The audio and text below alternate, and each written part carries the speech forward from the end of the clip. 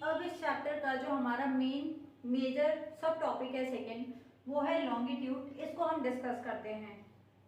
हमने previous video में एक एग्जाम्पल समझा था लैटिट्यूड का कि दो पर्टिकुलर एरिया था। पहला एरिया जो था हमारा इंडिया में था, चंद्रपुर महाराष्ट्र, जो कि 20 डिग्री साउथ लैटिट्यूड पर लाई कर रहा था, और दूसरा था 20 डिग्री नॉर्थ लैटिट्यूड पर लाई कर रहा था, और दूसरा था जो एरिया वो था साउथ अमेरिका का बिलो हॉरिजॉन्टल, जो कि ब्राजील में है, वो 20 डिग्री साउथ पे था। तो वहां तो नॉर्दर्न हेमिस्फीयर और सदर्न हेमिस्फीयर वाला हमने देखा था कि कोई प्रॉब्लम नहीं हुई थी हमें। एक एरिया हमारा नॉर्थ में था, एक था हमारा साउथ में। बट अब हमें लॉन्गिट्यूड की जरूरत क्यों पड़ी? लैटिट्यूड के थ्रू भी तो हम निकाल रहे थे ना, किसी पर्टिकुलर एरिया की जगह समझने की कोशिश कर रहे थे कि कोई पर्टिकुलर एरिया कहाँ पर एग्जिस्ट करता है। तो हमें लॉन्गिट्यूड की जरूरत ही क्यों पड़ी? वो इसलिए पड़ी, अब यहाँ एक एग्जाम्पल आपका दिया है कि टोंगा आइलैंड जो कि पैसिफिक ओशन में है, और मॉरिशस आइलैंड जो कि इंडियन ओशन में है। सेकेंड, ये दोनों एरिया जो हैं एक सेम 20 डिग्री साउथ लैटिट्यूड पर लाई करते हैं। दोनों ही 20 डिग्री साउथ लैटिट्यूड पर लाई करते हैं।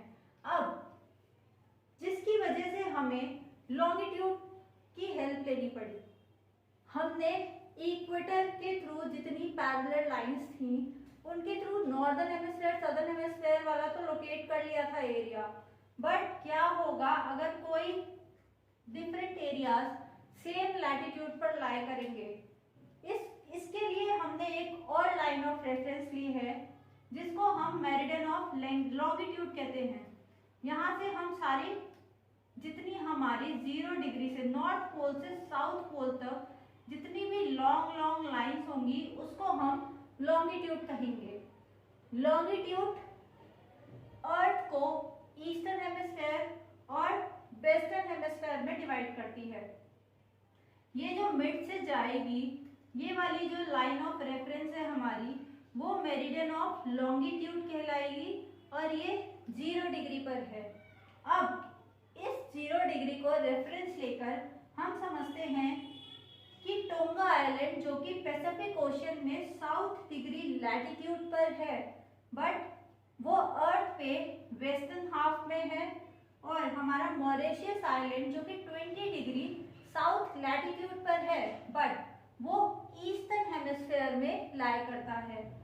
तो with the help of this latitude हमने अर्थ को 2 इक्वल स्फीयर्स यानी ईस्टर्न हेमिस्फीयर और वेस्टर्न हेमिस्फीयर में डिवाइड किया। जिस तरीके से हमने इक्वेटर को रेफरेंस लेकर नॉर्दर्न हेमिस्फीयर और सदर्न हेमिस्फीयर को लोकेट किया था, उसी तरीके से हम लॉन्गिट्यूड की हेल्प से ईस्टर्न हेमिस्फीयर और वेस्ट डायरेक्शन को लोकेट करेंगे। यहाँ पर जो ये 0 डिग्री हमने जो लाइन ऑफ रेफरेंस ली है, इसको हमने प्राइम मेरिडियन का नाम दिया है, जो कि 0 डिग्री लॉन्गिट्यूड को रिप्रेजेंट करती है। हमारी इक्वेटर जो थी, जो अर्थ को 2 इक्वल पार्ट्स में डिवाइड कर रही थी, वो भी 0 डिग्री से स्टार्ट थी। यहाँ से अब हम 90 जा रहे थे नॉर्दर्न हेमिस्फीयर में, और यहाँ से नीचे हम आ रहे थे जब सदर्न हेमिस्फीयर में, ये भी 90 डिग्री था। अब यहाँ पर हमने ये तो लैटिट्यूड देखा, बट जब हम लॉन्गिट्यूड की बात करेंगे, जितनी हमारी अर्थ पे लॉन्ग लाइंस हैं सब लॉन्गिट्यूड है। लॉन्गिट्यूड अर्थ को 0 डिग्री से ये पूरी रोटेट होकर 180 डिग्री ईस्टवर्ड एक्सटेंड करेगी, और 0 डिग्री से पूरी 180 डिग्री वेस्टवर्ड एक्सटेंड करेगी। यानी 180 डिग्री वेस्टवर्ड एक्सटेंड करेंगी ये, 180 डिग्री वेस्टवर्ड एक्सटेंड करेगी लॉन्गिट्यूड, और 180 डिग्री ईस्टवर्ड एक्सटेंड करेगी। तो यहाँ पर एक क्वेश्चन सबसे इम्पोर्टेंट जो है, 180 डिग्री ईस्टर्न वाली लॉन्गिट्यूड और 180 डिग्री वेस्टर्न वाली लॉन्गिट्यूड दोनों ही सेम लाइन है। नॉर्मल सी बात है, लैटिट्यूड सब पैरेलल जाती हैं। लैटिट्यूड्स जो होती हैं, इक्वेटर को हम रेफरेंस लेते हैं, ये सारी पैरेलल ऑफ लैटिट्यूड्स होती हैं। ये पोल्स तक जाते जाते इनका जो लेंथ होता है वो कम होता जाता है, बट यहाँ पर लॉन्गिट्यूड के साथ ये नहीं होता। लॉन्गिट्यूड 0 डिग्री पर है। यहाँ से जैसे जैसे ये अर्थ के मिडल एरिया में आएगी, अर्थ के मिडल पोर्शन में आएगी, लॉन्गिट्यूड का स्पेस बढ़ता जाएगा। जैसे जैसे ये पोल्स के पास जाएंगी ये सारी 0 डिग्री पर आके मिल जाती है। बट अगर हम लैटिट्यूड को देखें तो लैटिट्यूड के बीच में जो है डिफरेंस रहता है, बट इनकी लेंथ जो है पोल्स तक कम हो जाती है। बट लॉन्गिट्यूड में ये पूरा यहाँ 0 डिग्री पे आके मिल जाते हैं। लॉन्गिट्यूड को हम डिग्री में मेजर करते हैं। अब लैटिट्यूड और लॉन्गिट्यूड के थ्रू हम एक एग्जांपल समझते हैं अपने इंडिया का, जो कि आपका एग्जाम का भी सबसे इम्पोर्टेंट क्वेश्चन है। डबरी एक जगह है असम में जो कि 20 डिग्री नॉर्थ लैटिट्यूड पर है। 20 डिग्री नॉर्थ लैटिट्यूड, ये नॉर्दर्न हेमिस्फीयर है, ये साउदर्न हेमिस्फीयर है। 20 डिग्री नॉर्थ लैटिट्यूड पर एक जगह है डबरी असम में, वो लोकेट करती है। और अगर लॉन्गिट्यूड की बात करें तो ये 90 डिग्री लॉन्गिट्यूड पर है, इस साइड पड़ेगी ये जगह।